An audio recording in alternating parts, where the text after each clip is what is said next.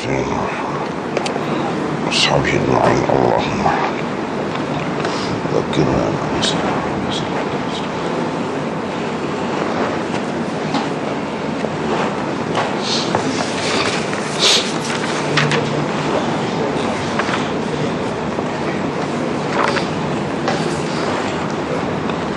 باب الخسف بالجيش الذي يؤم البيت.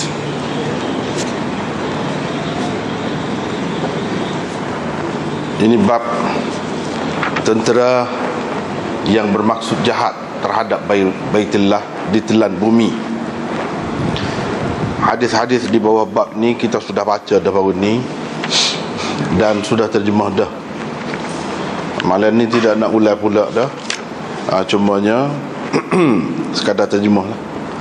Di bawah tajuk ni hadis mula-mulanya Imam Muslim dengan sanadnya meriwayatkan daripada Ubaidillah bin Al-Qibtiyah, katanya Al-Harith bin Abi Rabi'ah dan Abdullah bin Safwan, saya ada bersama mereka berdua pernah masuk menemui Ummi Salamah Ummul Mukminin. Lalu mereka berdua, yakni Harith bin Abi Rabi'ah dan Abdullah bin Safwan, bertanya dia tentang tentera yang ditelan bumi. Kunjungan kami itu berlaku semasa Ayyam Ibn Zubair, semasa Ibn Zubair sedang bertelingkah dengan pihak pemerintah. Faqalat, kata Ummu Salamah, Rasulullah sallallahu alaihi wasallam bersabda, nanti akan ada seorang lelaki yang berlindung di Baitullah, dihantarkan untuk memeranginya satu pasukan. Apabila mereka berada di Baidah, di tanah rata, di suatu kawasan, mereka ditelan bumi. Saya pun bertanya, wahai Rasulullah, bagaimana dengan orang yang tidak suka dengan tindakan itu? Qala yukhsafu bihi ma'ahum. Nabi SAW bersabda, dia akan ditelan bumi bersama dengan pasukan tentera itu, tetapi akan dibangkitkan pada hari kiamat nanti mengikut niatnya, sesuai dengan niatnya. Kata Abu Ja'far, yang dimaksudkan mereka ditelan bumi di satu kawasan lapang atau tanah rata itu ialah tanah rata di Madinah, mana tidak jauh daripada Madinah. Dengan syarat satu lagi, Imam Muslim meriwayatkan hadis, di dalamnya ada disebutkan saya bertemu Abu Ja'far. Saya pun tanya dia. Dia kata, saya tak kata kepada dia, itu kan di tanah rata, satu kawasan bumi, yakni secara umum tidak jelas di mana kedudukannya. Tetapi Abu Ja'far menjawab, dia kata, tidak, demi Allah, tanah rata itu ialah tanah rata di kawasan yang tidak jauh daripada Madinah. Dengan sanad satu lagi, Imam Muslim meriwayatkan daripada Abdullah bin Safwan. Ini kalau kita tengok sanad bawah dia lagi, Sufyan bin Uyainah mengambil riwayat ini daripada Umayyah bin Safwan. Dia mendengar datuknya Abdullah bin Safwan menceritakan bahawa Hafsah menceritakan kepadaku, sesungguhnya dia telah mendengar Nabi SAW bersabda, nanti akan ada satu pasukan tentera yang berniat jahat, yang menuju ke Baitullah untuk memusnahkannya. Sehingga apabila mereka berada di suatu tanah lapang, ditelan bumi. Mereka ditelan bumi. Bahagian tentera yang berada di bahagian tengah tu ditelan bumi.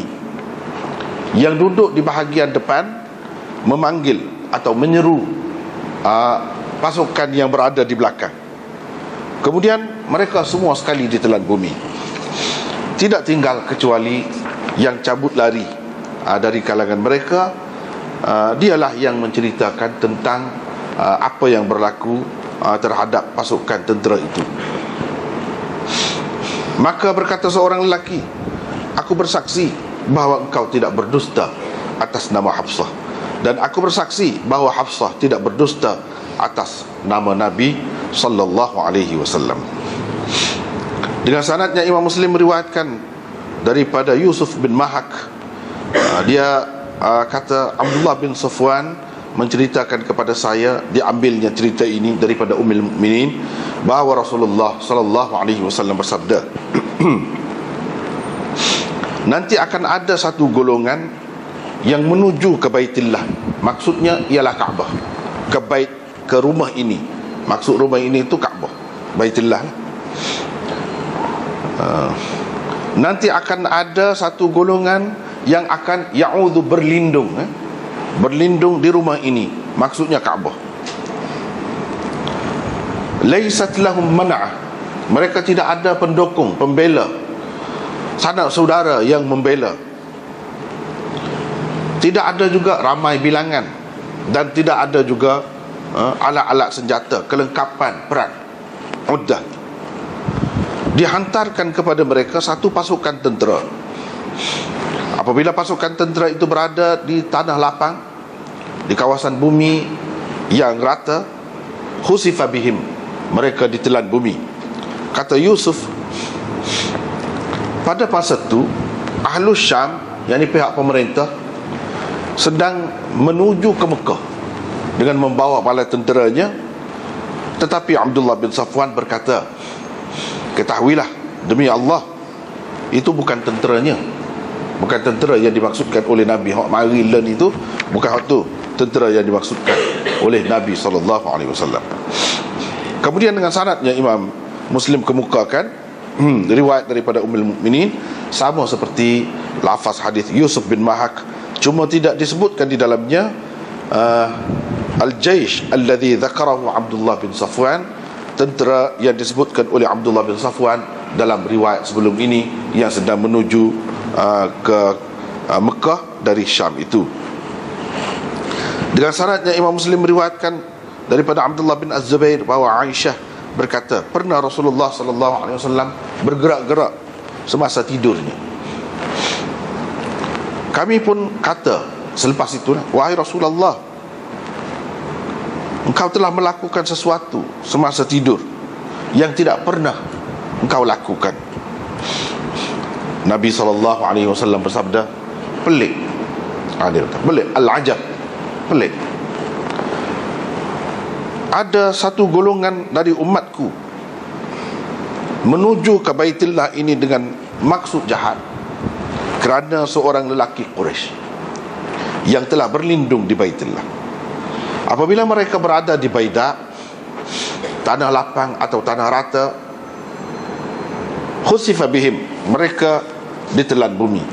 Kami pun kata, wahai Rasulullah, jalan itu mengumpulkan semua macam orang.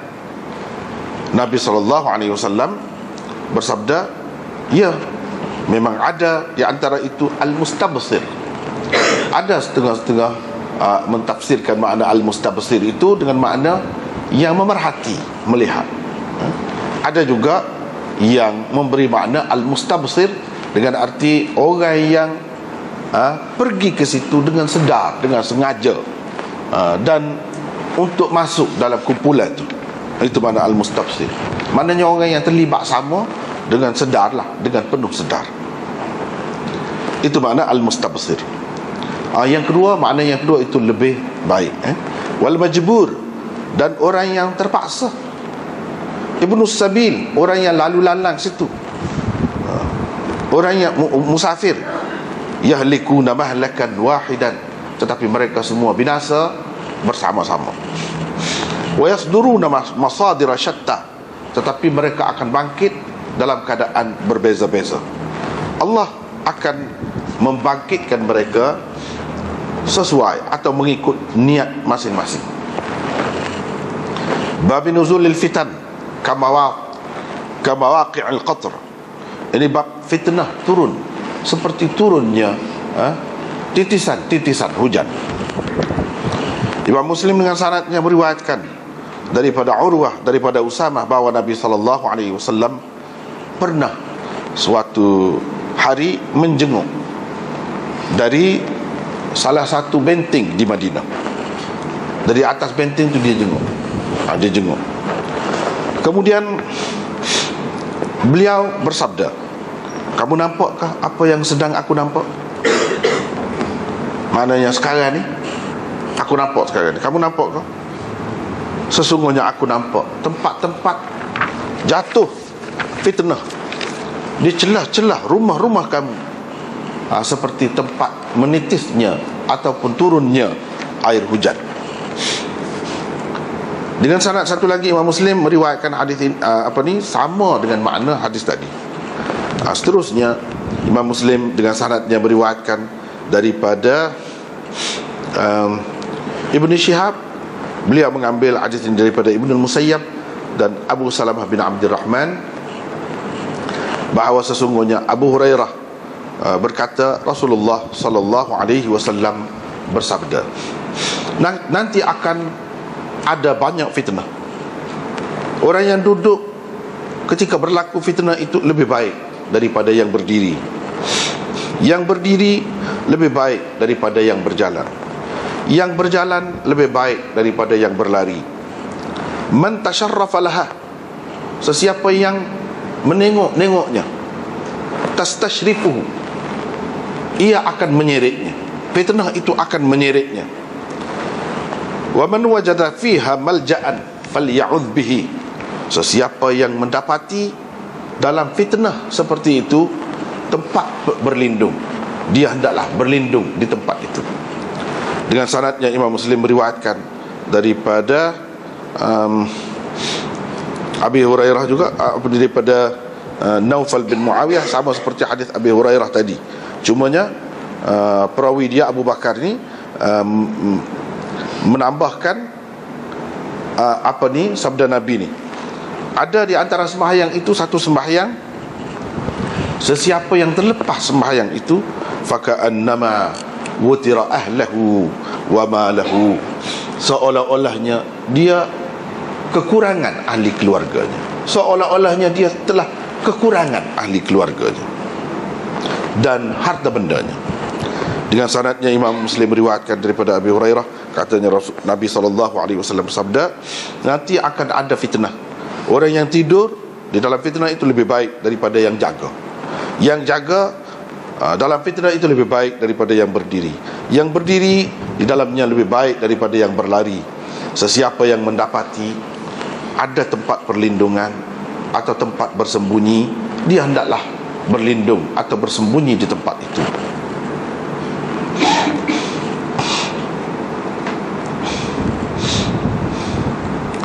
Dengan sanadnya Imam Muslim meriwayatkan daripada Uthman Asy-Syahham, katanya saya dengan Farqad As-Sabakhi pergi bertemu dengan Muslim bin Abi Bakrah ketika beliau berada di tanahnya, di kebunnya.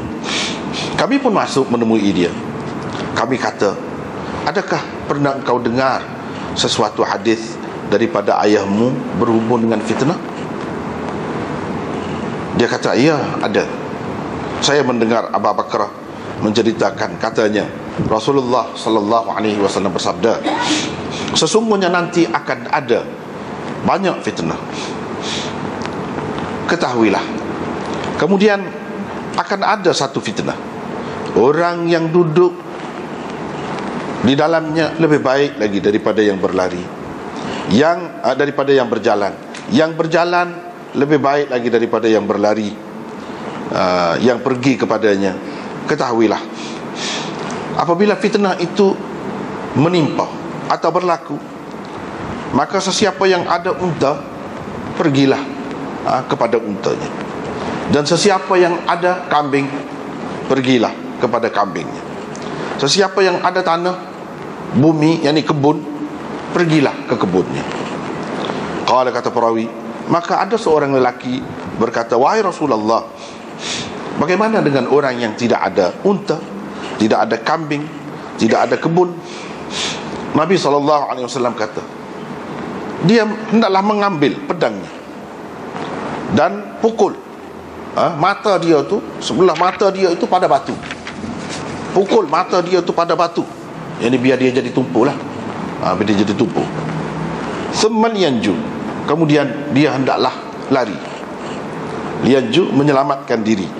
Ini istata'an najah, kalau dia dapat melarikan diri. Allahumma, ya Allah, adakah saya telah sampaikan? Ya Allah, adakah saya telah sampaikan? Ya Allah, adakah saya telah sampaikan? Qala, kata perawi, maka ada seorang lelaki berkata, wahai Rasulullah, ara'aita in ukrihtu, bagaimana kalau saya dipaksa sehingga saya diseret ke salah satu daripada dua pasukan, dua saf, yang di dua pasukan, dua saf, salah satu daripada dua saf, barisan tentera, atau ini syak perawi, salah satu daripada dua pasukan golongan ini. Lalu ada seseorang menetak saya dengan pedangnya, atau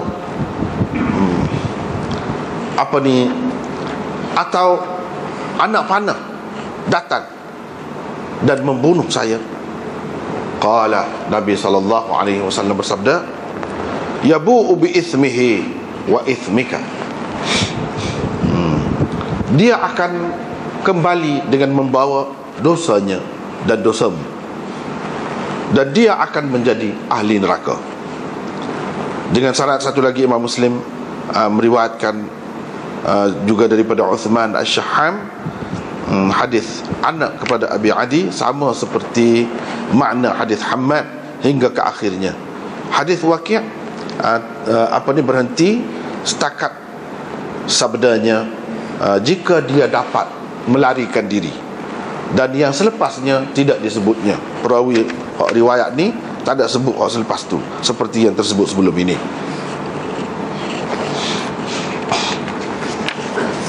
Kita tengok situ dulu, sekat tu dulu.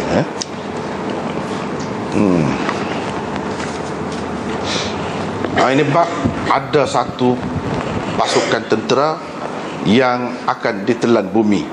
Tentera itu menuju ke Baitullah dengan maksud tidak baik. Kalau yang berlaku kepada yang berlaku di zaman sebelum Nabi SAW lahir tu kan, sebelum Nabi SAW beranak, jadi tentera Abraha pergi menuju nak pergi robohkan Kaabah tu kan, hancur juga tengah jalan. Hak tu lama dah. Hak ni hak sebut dalam hadis ni, hak sebut dalam hadis ni, dalam sejarah ni tak ada lagi. Siapa ke zaman kita tak ada lagi. Tapi kita kena terima sebab hadis, dan hadis ni sahih. Hadis-hadis ni dia tidak nak rayak hak sezaman dengan dia saja, Nabi SAW saja. Ada hak rayak hak zaman sebelumnya, ada hak rayak hak zaman dia, ada hak rayak zaman kedian sikit, ada hak dia rayak tu menjadi kenyataan di zaman kita ni. Kita boleh kelih sendiri, boleh rasa sendiri. Ada hak dia rayak tu tidak berlaku lagi. Antara hak tidak berlaku lagi hak ni sebab apa? Ulama-ulama tengok dalam sejarah ni, sejauh yang ada dalam sejarah tak ada lagi hak lagu ni. Jadi maksudnya satu pasukan tentera tu dia pergi nak tangkap lah ataupun membunuh seorang lelaki Quraisy. Kita baca hadis tadi, ada yang sebut seorang lelaki berbangsa Quraisy, bukan Arab saja, Quraisy. Jadi lelaki itu berlindung di Baitullah lah, lari ke Baitullah untuk menyelamatkan diri. Dia tak ada pasukan, dia tak ada pembantu, pendukung, tak ada kelengkapan senjata, tak ada ramai bilangan pengikut, tapi adalah juga tak ramai. Ni mari nak serang dia tu dengan satu pasukan tentera yang besar, dan bukan sekadar nak membunuh dia, menangkap dia saja, tapi dengan maksud tak baiklah. Mana sekiranya kalau roboh Kaabah pun tak kisah. Dan ada maksud tidak baik, gitulah kira-kira memang maksud menuju kepada Baitillah. Baitillah itu yang menjadi sasaran dia sebenarnya. Cuma orang yang berlindung itu alasan. Hak sebenarnya nak dicerobohi ialah Kaabah tu sendiri. Jadi sekarang dia sudah ada alasan dengan sebab ada musuh, pasukan itu, tentera itu yang berlindung situ. Jadi dia pergi dengan maksud tu. Itulah kalau kita tengok dalam hadis memang tuju kepada Baitillah dengan maksud jahat, tidak baik, menuju ke Baitillah. Jadi itulah pasukan ni dalam beberapa riwayat yang kita baca tadi ditelan bumi. Tengah jalan di satu kawasan tanah lapang, tanah rata. Bila sampai situ semua sekali mereka ditelan bumi, lenyap masuk sepuluh apa dia kata sebab kita ada juga berlaku panggil tanah runtuh, tanah runtuh. Tiba-tiba tengah jalan kan ada berlaku juga tempat kita, jalan dari Kuala Lumpur ke mana hari tu, masuk dalam surat khabar kan, tiba-tiba siapa tu tenggelam. Jadi ada dah jatuhlah dalam selain tu lenyap, tak tahu ke mana. Jadi dia masuk tu berapa jauh dalam tanah tu tak tahulah. Itulah yang dikatakan khasf. Khasf ni maknanya tanah runtuh, atau dalam bahasa yang lain kita kata ditelan bumi, ditelan oleh bumi. Jadi dalam riwayat asal lagi kita tengok tadi, hak mula-mula kena telannya, hak mula-mula tanah runtuh tu, pasukan yang besar tadi dia bahagian tengah dulu tenggelam. Bila tenggelam, hak duduk depan tu perasan dia paling tengok dia nak rayak sesuatu lah kepada hak di belakang tu. Tiba-tiba semua sekali lepas pada tu tanah runtuh, menelan semua sekali. Itulah ceritanya dalam riwayat ni. Cuma baidak itu tanah lapang atau tanah rata tu yang dimaksudkan di sini mana?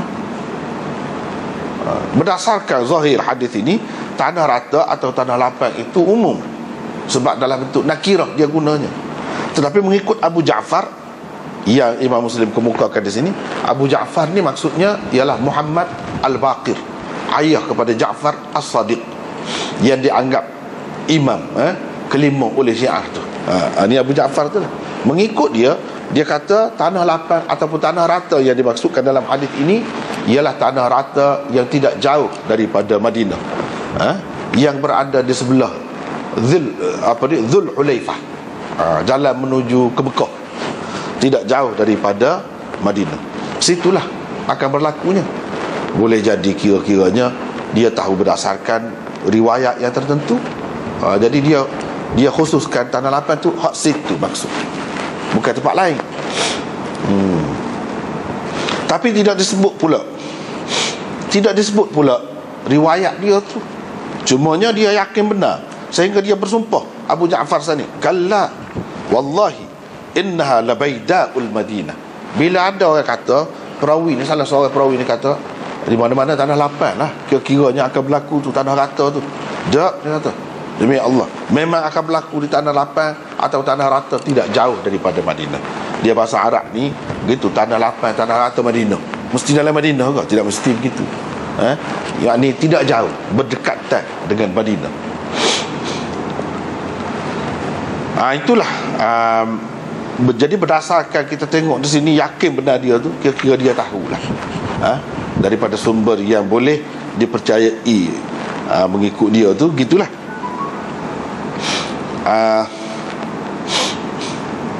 Itu ceritanya.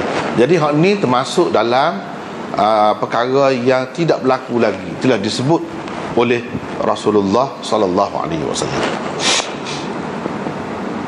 Jadi ini juga menunjukkan karamah, kemuliaan Kaabah tu di sisi Allah.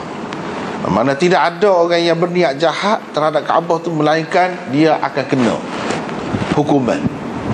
Dalam bentuk macam ni telah beberapa kali dah berlaku. Jadi kepelikkan.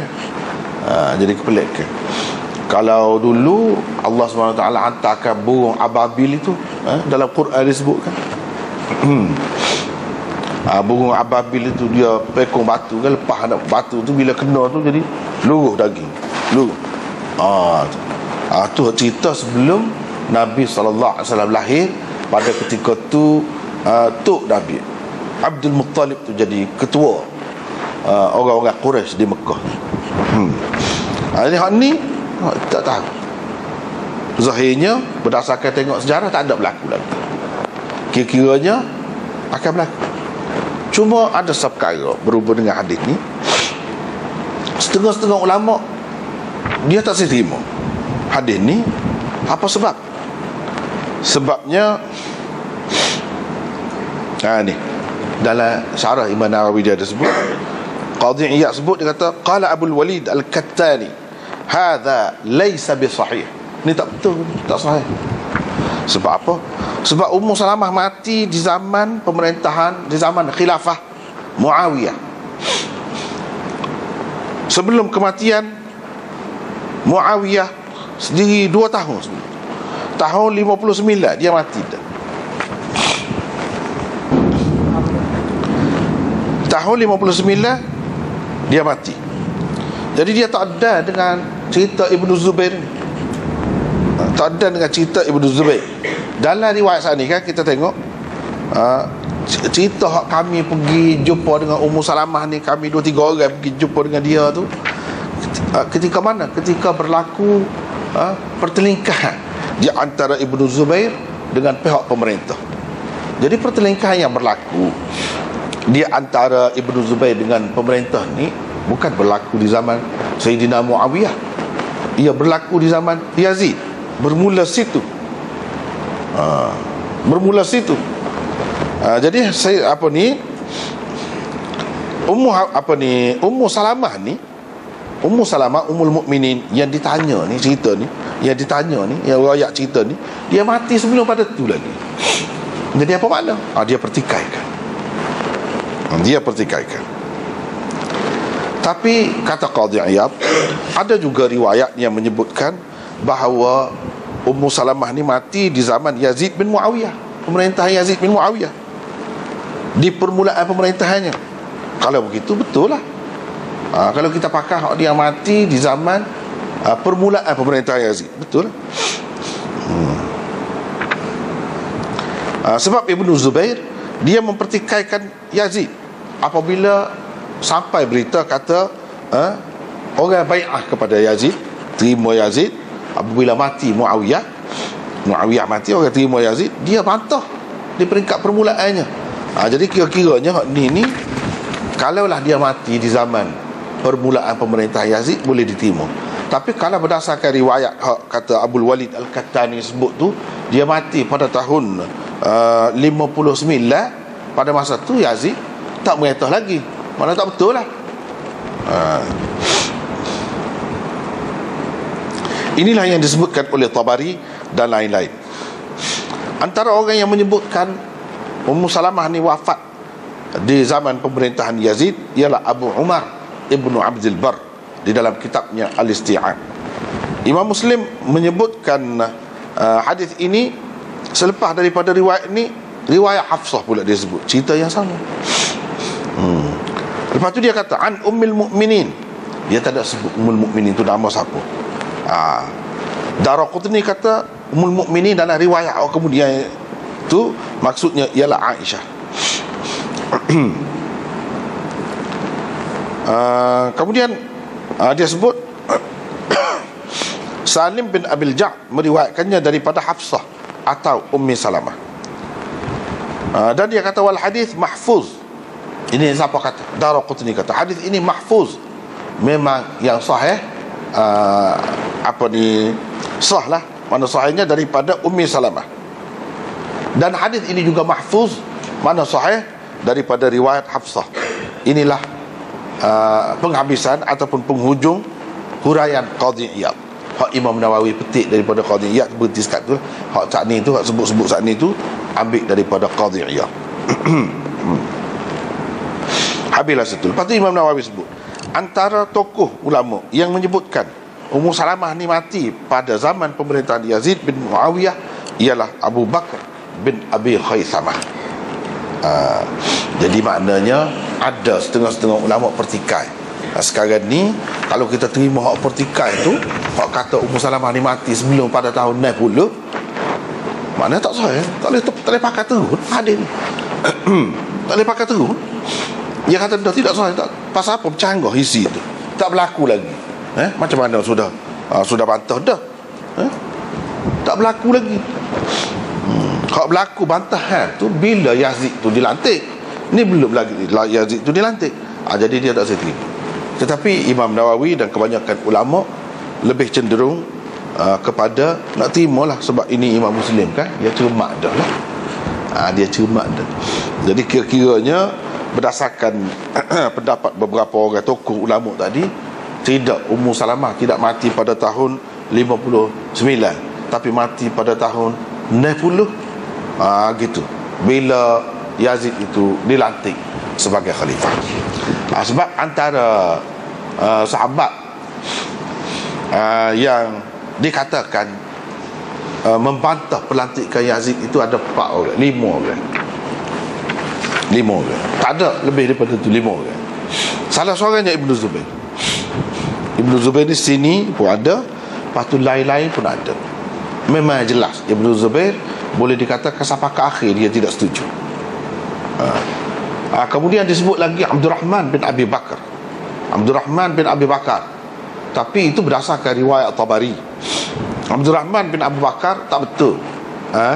Kata dia tu bantah. Sebab apa nak bantah lagu mana? Dia mati pada tahun 53. Pada tahun 53 lagi dia mati. Cadangan untuk Yazid ini dilantik sebagai khalifah dicadangkan oleh beberapa orang sahabat, antaranya Mughirah bin Syu'bah. Dia cadang. Lepas tu Muawiyah tanya pendapat semua penduduk di mana-mana kawasan. Dia bermula tahun 56 Hijrah. 56 Hijrah. Yazid jadi khalifah bila Muawiyah mati. Yang ni tahun 60 baru jadi. 56 tu sudah ada dah. Muawiyah hantar wakil-wakil dia rata negeri nak tanya pendapat macam mana. Boleh dikatakan semuanya setuju kecuali beberapa orang ni lah. Jadi hak kata Abdurrahman bin Abu Bakar, anak Sayyidina Abu Bakar tu, dia bantah tak benar sebab dia mati tahun 53. Sedangkan cadangan tu pada tahun 56. Tak lagi. Itu sah. Yang kedua, yang ketiga lah, Ibnu Umar. Ibnu Umar, anak Sayyidina Umar tu, dikatakan termasuk dalam orang yang tidak setuju juga. Jadi ini sebab orang kata gitu sebab ada kekeliruan sedikit faham tentang hadis Bukhari dan lain-lain yang menampakkan macam dia tidak setuju di peringkat permulaan. Tetapi atas nasihat kakak dia, isteri Rasulullah sallallahu alaihi wasallam, Hafsah, dia juga turut berbaiat akhirnya. Dia juga turut berbaiat. Itu cerita siapa? Ibnu Umar. Sayyidina Husain, hak tu diketahui sebagai tidak terima. Sayyidina Husain. Tapi Sayyidina Husain pun kemudiannya turut berbaiat juga, mengikut cerita ahli sejarah. Begitulah. Jadi ada beberapa orang itu.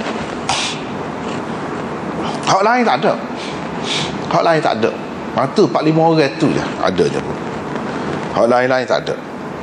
Tak apalah, hak ni kita kata kita terimalah. Imam Muslim meriwayatkan hadis ni, maknanya ada 2 pendapat. Kata Ummu Salamah tu mati sebelum Yazid tu memerintah, satu lagi selepas Yazid memerintah. Jadi bagi Imam Muslim, dia pegang hak yang kedua. Kalau pegang hak yang kedua tu, pakai yang kedua tu betul, tak ada masalah. Ini berdasarkan zahir ni. Tapi kalau pada pendapat anda sendirilah, boleh. Kalau kita kata dia mati pada tahun 59 sekalipun boleh. Dia bantah, dia tidak setuju tu. Sebab kita kata saat ni dalam kitab-kitab sejarah, dia sebut cadangan tu pada tahun 56. Jadi hak dia bantah ni cadangan tu, bukan dilantik lagi. Hak dia mati sebelum, tak ada jadi masalah. Ini masalah krisis ni, mana dia tidak setuju dengan cadangan tu. Jadi kalau itu berlaku pada tahun 56. Kalau 59 dia mati, mana masa tu luas lagi. Boleh jadi hak tu yang dimaksudkan di sini. Jadi tidak bercanggah lah. Jadi apa nama ni, kritikan Abdul Walid Al-Kattani, dia kata tidak sahih sebab Ummu Salamah tu mati pada tahun 59, tak timbul lagi. Sebab apa? Hak Ibnu Zubair bantah tu, bantah cadangnya, bukan bantah Yazid dilantik jadi khalifah. Kalau kita pergi kot tu selesai lah masalah. Kok mana-mana pun tak timbul dah. Boleh timbul hadis ini sebagai sahih, selesai masalah.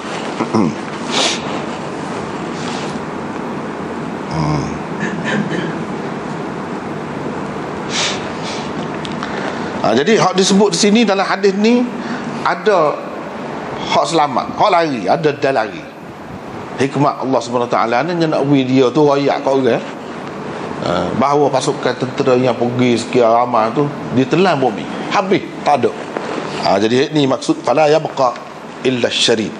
Orang ni lah yang cerita kepada orang lain bahawa mereka itu semua lenyap ditelan bumi. Jadi kata seorang lelaki, dia kata sebab dia dengar juga cerita ni bila Abdullah bin Safwan itu riwayatkan begitu, dia kata aku bersaksi bahawa engkau tidak berdusta atas nama Hafsah. Jadi ini riwayat Hafsah. Baik, kalau kita kata kalau kita kata riwayat yang pertama tadi itu tidak sahih, ni ada riwayat Hafsah ni ada, cumanya di sini tak ada sebut cerita Ibnu Zubair tu, tak ada sebut. Itu masalahnya. Kalau nak kira dia boleh dah ni. Cuma cerita Ibnu Zubair tu tak ada. Hak tu ada dalam riwayat yang pertama. Beza sedikit riwayat Ummu Salamah dengan riwayat Hafsah. Riwayat Hafsah tu umum, mana tak ada kaitan dengan sebut cerita benda ni berlaku ni pergi jumpa dengan Ummu Salamah ni pada masa krisis Ibnu Zubair dengan pemerintah. Tak ada tu. Tapi dari segi kandungan cerita tu lebih kurang sama. Baiklah. Dan saya bersaksi bahawa Hafsah tidak berdusta atas nama Nabi SAW. Ya, kadang-kadang nak cerita benda-benda lagu ni kan, ialah benda tak ada sama dia klik, tak berlaku lagi. Boleh tahu royak, nak royak kalau nak kira, boleh tahu royak, nak royak.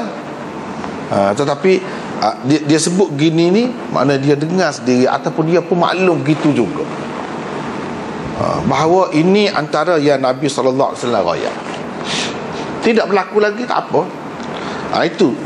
Itu kelebihan kita ni. Salah satu kelebihan ahli sunnah ni, kita terima benda-benda lagu ni.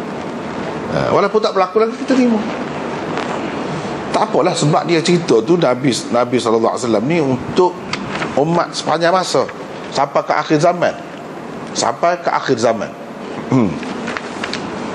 Jadi kita terima lah. Nanti akan ada lah benda-benda hak disebut ni. Jadi soal dalam hadis dia sebut bagaimana Ummu Salamah tanya bagaimana orang hak tidak setuju, hak dia terpaksa pergi lagu mana, dipaksa pergi. Dia kata dari segi kena telan di bumi tu, kena telan belaka.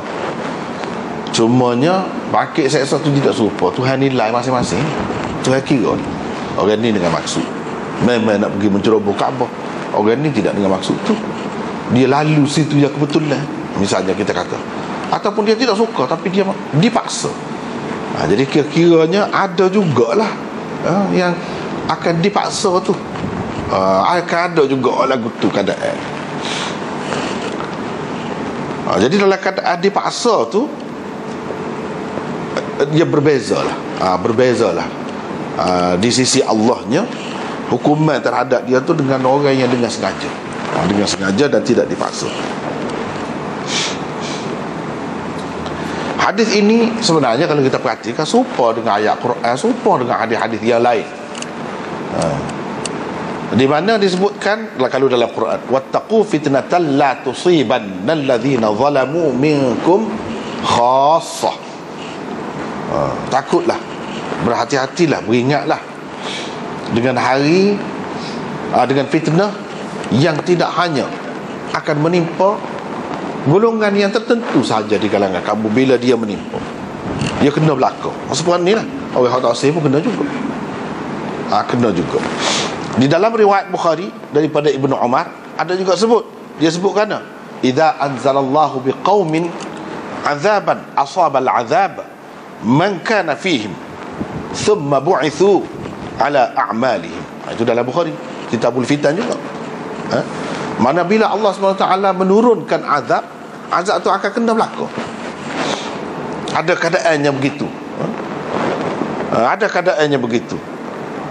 Ada sekali tu kena berlaku. Lepas tu Allah SWT akan bangkitlah sesuai dengan amalan masing-masing. Kalau dia tidak terlibat, tak termasuklah, walaupun sekali mati tu. Walaupun sekali mati. Dan kita benda-benda macam ni, pengajaran yang apa dia, tak boleh menghukum secara umum. Jadi orang mana mati, misalnya kita kata dalam tsunami tu, tak boleh berlaku, kita kata mesti tak boleh lagu tu.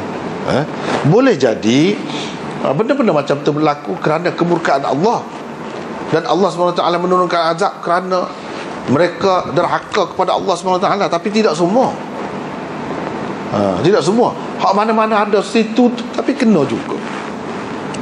Bila dibangkitkan seesok, Allah SWT maha mengetahui siapa yang terlibat, siapa yang tidak terlibat, lagu mana keadaannya. Waktu Allah SWT maha mengetahui. Dia akan datang dalam hadis hujung tu, dia sebut ada hak lagu ni, ada hak lagu ni, ada hak memang maksud pergi, ada hak tak tahu apa-apa, ada hak dalam perjalanan, ada hak duduk jual situ, ada berlaku macam-macam. Jadi amalan mereka, maksud mereka berbeza. Jadi Allah SWT kira berdasarkan amalan masing-masing, niat masing-masing. Begitulah. Habis itu dalam riwayat seterusnya, riwayat daripada Ummul Mukminin. Di sini tidak disebut Ummul Mukminin itu satu. Tadilah Daraqutni kata Ummul Mukminin itu maksudnya Aisyah pula di sini. Aisyah. Sebab kalau disebut Ummul Mukminin saja, biasanya maksudnya Aisyah, sebab dia lebih banyak meriwayatkan hadis nak banding orang lain. Kalau orang lain, Ummul Mukminin yang lain, dia akan sebut nama dia. Kalau tak sebut nama gitu, sebut gelaran, panggilan gitu, kiranya dia. Itulah yang difahami oleh ulama, sebab dialah yang paling banyak meriwayatkan hadis.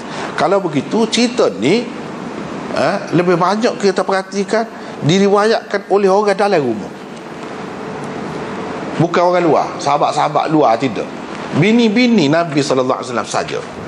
Sama ada Ummu Salamah ke, atau Hafsah ke, atau Aisyah, semuanya isteri Nabi SAW. Jadi apa yang berlaku gini? Sebabnya kalau kita perhati riwayat, itu kelebihan Sahih Muslim. Kelebihan Sahih Muslim kalau kita perhatikan, dia teratur molek. Dia rayak daripada kurang terang kepada lebih terang, lebih cerah, lebih cerah, kau cerah. Kita perhati dalam bab ni pun mula-mula samar umum. Lepas tu dia sebut kau terang. Inilah kau terang ni.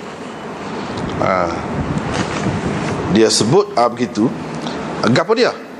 Nanti akan ada satu golongan yang berlindung di Baitullah, yakni Kaabah.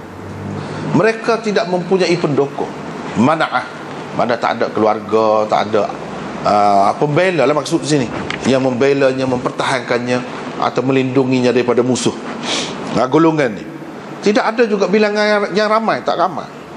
Wala uddah, tidak ada juga kelengkapan senjata. Setengah-setengah ulama mengatakan ini Imam Mahdi, zaman Mahdi. Sebab itu hadis ini dalam setengah-setengah kita ada dia sebut di bawah Al-Mahdi, di bawah tajuk tu. Ini kan di bawah tajuk ni lain, dia tak sebut. Tapi di dalam Muslim ni dia masuk bawah ni. Mana tak jelas lah tu Imam Mahdi ke atau siapa, tak jelas. Tapi berdasarkan setengah-setengah kita hadis, dia sebut dia letak hadis ni di bawah tajuk Imam Mahdi, menunjukkan itu Imam Mahdi. Kalau nak kira sesuai pun dalam hadis kemudian dia kata seorang lelaki Quraisy yang berlindung tadi. Jadi Imam Mahdi memanglah Quraisy. Betul dah kalau, tapi hak sebenarnya tidak dapat dipastikan. Dalam hadis-hadis tak ada sebut Mahdi, cuma sebut gitulah secara umum. Walau bagaimanapun puak-puak ni tidak ramai. Dan Yusuf ni perawi ni, Yusuf bin Mahak ni cerita, dia kata pada ketika tu, ketika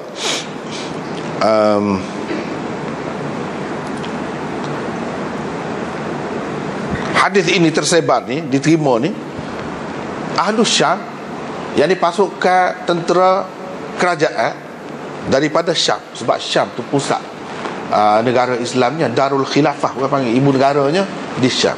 Bani Umayyah mereka dia sana ibu negara dia je. Jadi bila berlaku kekacauan mana-mana, dia hantar tentera daripada sana lah, daripada sana menuju ke Mekah. Abdullah bin Safwan perawi ni, dia kata padahalnya dia ni penyokong kuat Ibnu Zubair. Nak rayak ni ulama-ulama kita di zaman dulu, dia beza pendapat gitulah dalam masalah politik, beza pendapat. Tapi dia kalau dalam bab agama dia jaga, dia tidak terpengaruh dengan hak semasa tu. Nak rayak hadis ni, yalah ni tentera mari nak serang Kaabah, yalah hak ni pokok ni tidak mudah nak buat kesimpulan begitu. Padahal dia duduk alik Ibnu Zubair, dia kiranya akan terancam lah dia. Dia kata, ama ketahuilah demi Allah, ni hak pasukan tentera hak mari ni bukan hak tu, bukan hak dimaksudkan oleh Nabi ni, kata dia. Hak kata dia telan bumi ni, tak. Sebelum mari dia kata tak, bukan hak tu dia ni. Sebab hak tu mari ni dia krisis politik, bukan mari nak merobohkan Kaabah maksud dengan niat gitu, tak ada. Dia faham. Padahal dia ni setia dengan Abdullah bin Zubair. Dalam riwayat disebutkan Abdullah bin Zubair ni, dia ni siapa? Abdullah bin Safwan, dia dah dengan zaman Nabi, tapi dia tidak sahabat. Tapi dah dengan zaman Nabi SAW, tapi dia tidak sahabat. Dia pembela Ibnu Zubair. Tapi Ibnu Zubair fikir dia ni tak usah terlibat lah molek. Sehingga Ibnu Zubair kata, kamu tak apa, pergilah tinggal kami sini. Saya batalkan, fasahkan bai'ah kamu. Tak apa, kamu pergi, tinggalkan kami di sini, tak usah terlibat lah. Dia tak segi, dia terus nak bela Ibnu Zubair sampai akhirnya dia mati dalam serangan tentera Syam terhadap Kaabah. Bila dia berlawan ni dengan Ibnu Zubair ni perang, dia ni salah seorang yang mati dalam keadaan bergantung di Kaabah, kelambu Kaabah. Tapi dia kata hak mari ni bukan tentera tu. Dia kata dah, memang betul pun hak mari tu bukan tentera tu. Sebab tentera tu adalah hadis sebut dia kena telan di bumi. Puak-puak tu tak ada telan di bumi, balik dengan selamat biasa. Itu betulnya hak dia kata tu. Jadi hak dia sebut ni, benda ni dalam sejarah tak ada berlaku lagi. Kalau kata pergi serang pun, sama ada puak-puak Qaramitah kah yang pergi serang tu sampai roboh Kaabah, dan dia ambil batu tu, Hajarul Aswad tu, kelik ke negeri dia. Kelik ke negeri dia tu, selama mana dia buat jambai Hajarul Aswad dalam jambai. Begitulah keadaannya. Berapa lama, berpuluh tahun juga Kaabah tu tak ada Hajarul Aswad dalam sejarah. Tapi itu pun bukan hak ni hak lain. Sebab tu dia kata hak lain tak berlaku lagi. Sebab kalau berlaku, dia ditelan bumi. Hak tu tak ada. Hak tu bukti besar tu, tanda besar, tak ada berlaku. Walaupun dia teruk buat, hak di zaman Yazid tu pun roboh juga. Bila perang tu kan, roboh juga Kaabah. Cumanya sebab itulah Imam Nawawi buat tajuk ya Ummul Bait, memang maksudkan Baitullah. Ada pun hak mana perang-perang sebelum pada dia tidak maksudkan Baitullah, dan muka berlindung situ. Jadi pada memanah dan baling orang panggil zaman itulah, dia alat senjata dia tidak canggih sekolah ni. Dia pakai minjanik tu yang paling tingginya. Minjanik tu kak, batu dia buat sebuah bedah gitu. Bedah tu kan besar lah, pakai pegang gitu, batu besar lah. Batu besar dia kepit tu gitu lepas. Dia jadi sebuah apa dia, meriah lah. Sebuah meriah zaman ni, meriah zaman itu minjanik. Jadi kalau dia pintu gerbang hak besar-besar, hak kukuh, tak boleh nak pergi tolak gitu, tak terbalik. Jadi dia lontarkan dengan menjanik. Itu cara perang sampai itu. Jadi dengan sebab lontar-melontar masing-masing ni, jadi kena utuh jugalah kira-kira. Itu yang berlaku.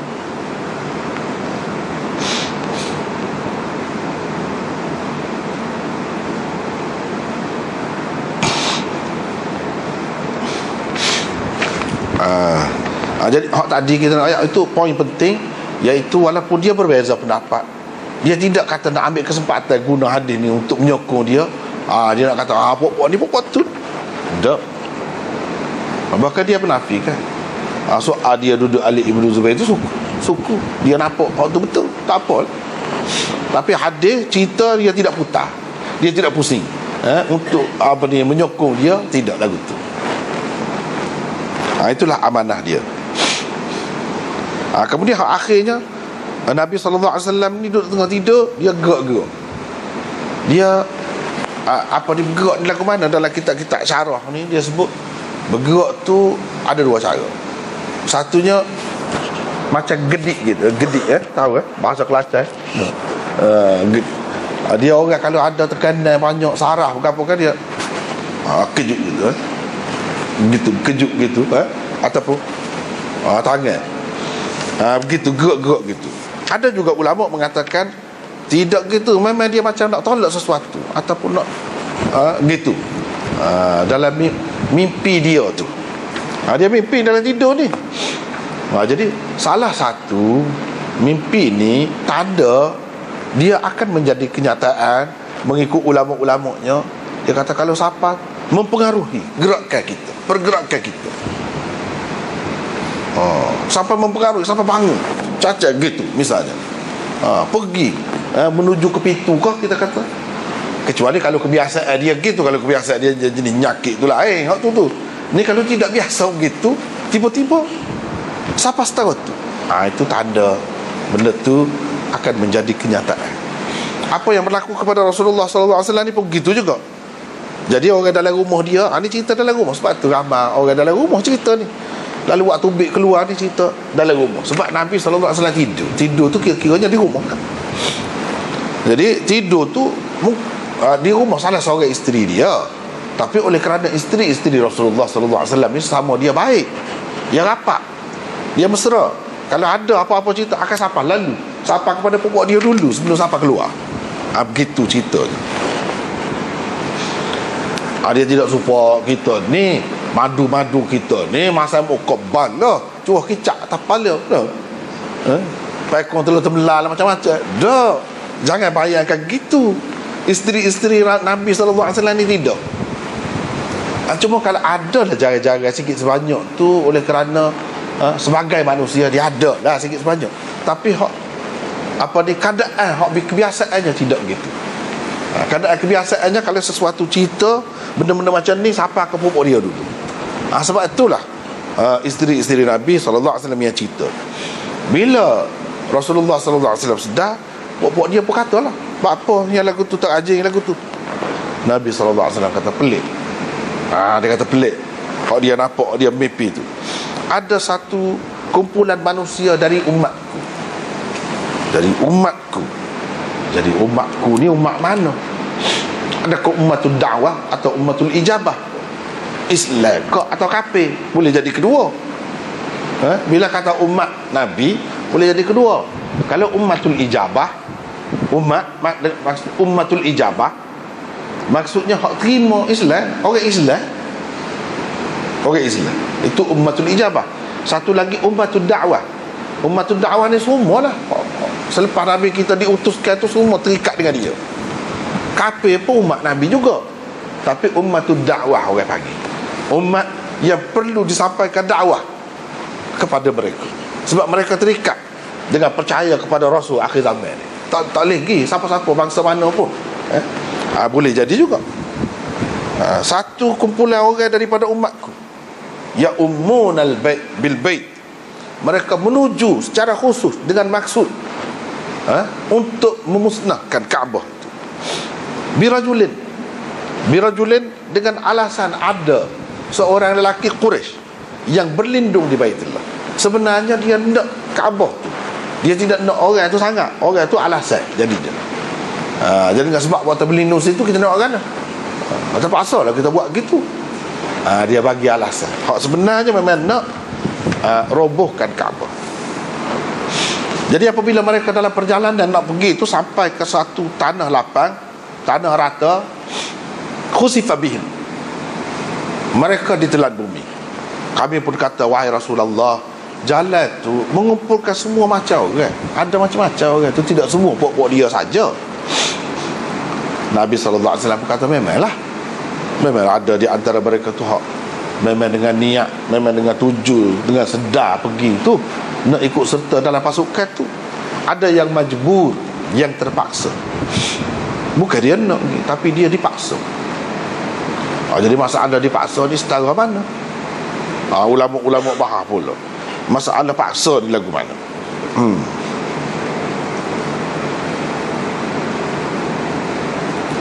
Masalah paksa ni lagu mana? Boleh lari kau tidak? Dia bincang panjang pula. Cuma Imam Nawawi tak bincang panjang sini. Dia ringkasnya. Kalau hak bincang-bincang panjang tu dia banyak lagi. Orang hak dipaksa dikecualikan tidak berdosa ni lagu mana? Misalnya orang perempuan dipaksa nak rogo, paksa juga. Tapi kalau tak ada apa-apa dia tu gitu saja, tak ada bantahan, tak ada apa dia pergelutan, tak boleh. Tidak orang panggil paksa lagi. Ni paksa ni pasal pisah tekuk, gitu baru paksa. Gitu. Kalau kira sikit-sikit tu lepas tu kan dia paksa-paksa gitu kan, suruh diri. Tak boleh lah betul. Tak boleh lagi. Supaya juga paksa suruh bunuh orang. Tak boleh bunuh orang. Paksa kalau tidak mau mati, kalau tidak dia. Jadi kita nak menyelamatkan diri kita sampai dia mati. Tak boleh lah betul. Paksa juga. Jadi paksa ni banyak macam. Ibnu Sabil ni orang yang lalu lintas situ. Kebetulan lalu situ. Apa lagu mana? Kata Aisyah ni. Aisyah dah tanyanya. Nabi SAW jawab, semuanya mati sekali belaka. Tapi bila dibangkitkan besok, dia tidak sama, tidak serupa keadaannya. Allah SWT Maha mengetahui keadaan masing-masing itu. Dia tidak layak serupa lah keadaannya.